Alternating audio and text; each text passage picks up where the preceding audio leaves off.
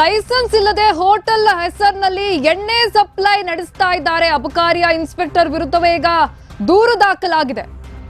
ಅಕ್ರಮವಾಗಿ ಎಣ್ಣೆ ಪೂರೈಸ್ತಾ ಇದ್ದ ರೆಸ್ಟೋರೆಂಟ್ ಮಾಲೀಕರಿಗೂ ಈಗ ಶಾಕ್ ಎದುರಾಗಿದೆ. ಅಬಕಾರಿಯ ಇನ್ಸ್ಪೆಕ್ಟರ್ ರವೀಶ್ ಮಂತ್ಲಿ ಆಟಕ್ಕೆ ಈಗ ಬ್ರೇಕ್ ಬೀಳುತ್ತಾ ಎಣ್ಣೆ ಸಪ್ಲೈ ಮಾಡ್ತಾ ಇದ್ದ ಸೀಕ್ರೆಟ್ ಪ್ಲೇಸ್ ರೆಸ್ಟೋರೆಂಟ್ ವಿರುದ್ಧ ಈಗ ದೂರು ದಾಖಲಾಗಿದೆ.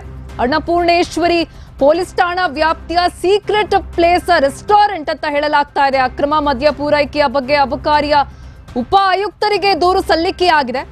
ಸೀಕ್ರೆಟ್ ಪ್ಲೇಸ್ ರೆಸ್ಟೋರೆಂಟ್ ನಲ್ಲಿ ನಡೀತಾ ಇತ್ತು ಲಿಕ್ಕರ್ನ ಸರ್ವಿಸ್. ಸೀಕ್ರೆಟ್ ಪ್ಲೇಸ್ ನಲ್ಲಿ ಲೈಸೆನ್ಸ್ ಇಲ್ಲದೆ ಎಣ್ಣೆ ಮಾರ್ತಾ ಇದ್ದ ರೆಸ್ಟೋರೆಂಟ್ ಅಂತ ಹೇಳಲಾಗ್ತಾ ಇದೆ. ಕಾಲೇಜ್ ವಿದ್ಯಾರ್ಥಿಗಳು ಹಾಗೆ ಅಪ್ರಾಪ್ತರಿಗೆ ಎಣ್ಣೆ ಸಪ್ಲೈ ಮಾಡ್ತಾ ಇದ್ದ ಈ ಮಾಲೀಕ.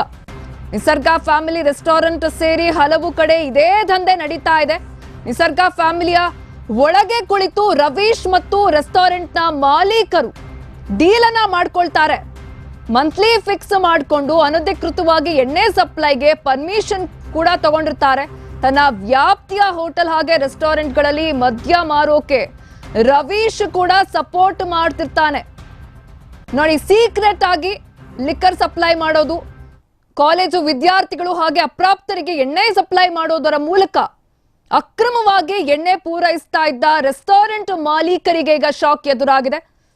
ತನ್ನ ವ್ಯಾಪ್ತಿಯ ಹೋಟೆಲ್ ಹಾಗೆ ರೆಸ್ಟೋರೆಂಟ್ಗಳಲ್ಲಿ ಮದ್ಯ ಮಾರಲು ರವೀಶ್ ಸಪೋರ್ಟ್ ಮಾಡ್ತಾ ಇದ್ದ. ಅನ್ನಪೂರ್ಣೇಶ್ವರಿ ಪೊಲೀಸ್ ಠಾಣೆಗೆ ದೂರು ಕೊಟ್ಟರು ಕೂಡ ಕ್ರಮ ಆಗಿರಲಿಲ್ಲ. ಅಬಕಾರಿ ಇನ್ಸ್ಪೆಕ್ಟರ್ ರವೀಶ್ ಹಾಗೆ ರೆಸ್ಟೋರೆಂಟ್ನ ಮಾಲೀಕನ ವಿರುದ್ಧ ಈಗ ದೂರು ದಾಖಲಾಗಿದೆ. ಇದೀಗ ಅಬಕಾರಿಯ ಮುಖ್ಯ ಆಯುಕ್ತರಿಗೆ ಇನ್ಸ್ಪೆಕ್ಟರ್ ರವೀಶ್ ವಿರುದ್ಧ ದೂರು ದಾಖಲಾಗಿರುವಂತದ್ದು. ಲೈಸೆನ್ಸ್ ಇಲ್ಲದೆ ಹೋಟೆಲ್ ಹೆಸರಿನಲ್ಲಿ ಎಣ್ಣೆ ಸಪ್ಲೈ ಮಾಡ್ತಾ ಇದ್ದಾರೆ. ಅಕ್ರಮವಾಗಿ ಎಣ್ಣೆ ಪೂರೈಸ್ತಾ ಇದ್ದ ರೆಸ್ಟೋರೆಂಟ್ ಮಾಲೀಕರಿಗೆ ಈಗ ಶಾಕ್ ಎದುರಾಗಿದೆ. ಅಬಕಾರಿ ಇನ್ಸ್ಪೆಕ್ಟರ್ ರವೀಶ್ ಮಂತ್ಲಿ ಆಟಕ್ಕೆ ಈಗ ಬ್ರೇಕ್ ಬೀಳುತ್ತಾ, ಯಾಕಂದ್ರೆ ಅಬಕಾರಿ ಇನ್ಸ್ಪೆಕ್ಟರ್ ರವೀಶ್ ಹಾಗೆ ರೆಸ್ಟೋರೆಂಟ್ ಮಾಲೀಕನ ವಿರುದ್ಧ ದೂರು ದಾಖಲಾಗಿದ್ರು ಯಾವುದೇ ಕ್ರಮ ಆಗಿಲ್ಲ. ಅನ್ನಪೂರ್ಣೇಶ್ವರಿ ಪೊಲೀಸ್ ಠಾಣೆಗೆ ದೂರು ಕೊಟ್ಟರು ಕೂಡ ಕ್ರಮ ಆಗಿಲ್ಲ. ಎಣ್ಣೆ ಸಪ್ಲೈ ಮಾಡ್ತಾ ಇದ್ದ ಸೀಕ್ರೆಟ್ ಪ್ಲೇಸ್ ರೆಸ್ಟೋರೆಂಟ್ ವಿರುದ್ಧ ಈಗ ದೂರು ದಾಖಲಾಗಿದೆ. ಯಾವುದೇ ರೀತಿ ಕ್ರಮ ಆಗಿಲ್ಲ. ಇವಾಗಾದ್ರೂ ಕ್ರಮ ತೆಗೆದುಕೊಳ್ತಾರ ಅಬಕಾರಿ ಇನ್ಸ್ಪೆಕ್ಟರ್ ರವೀಶ್ ನ ಮಂತ್ಲಿ ಆಟಕ್ಕೆ ಈಗ ಬ್ರೇಕ್ ಬೀಳುತ್ತಾ? ಅಕ್ರಮ ಮದ್ಯ ಪೂರೈಕೆಯ ಬಗ್ಗೆ ಈಗ ಅಬಕಾರಿ ಉಪ ಆಯುಕ್ತರಿಗೆ ದೂರು ಸಲ್ಲಿಕೆಯಾಗಿದೆ.